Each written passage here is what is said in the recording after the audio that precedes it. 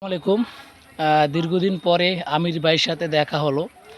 আসলে 2016 সালের পর থেকে এরকম একটা দেখা হয় নাই।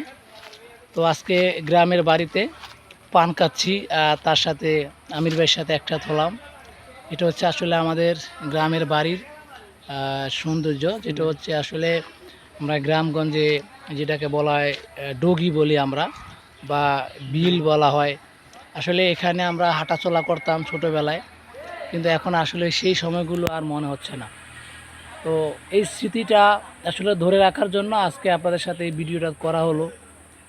অনেক দিন পরে একটা ভালো লাগার মানুষের সাথে ঝগড়া বিবাদ সব কিছু একসাথে খুনসুটি করা হয়, কিন্তু আসলে সেই সময়গুলো আর আসবে না।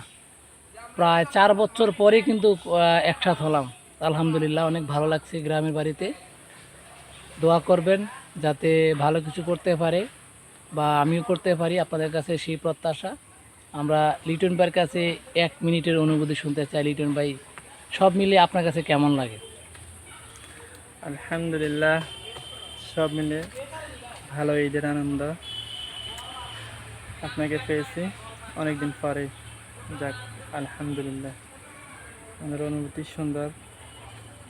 সুন্দরভাবে ঈদটা কাটানো হলো, এটাই আমাদের প্রত্যাশা।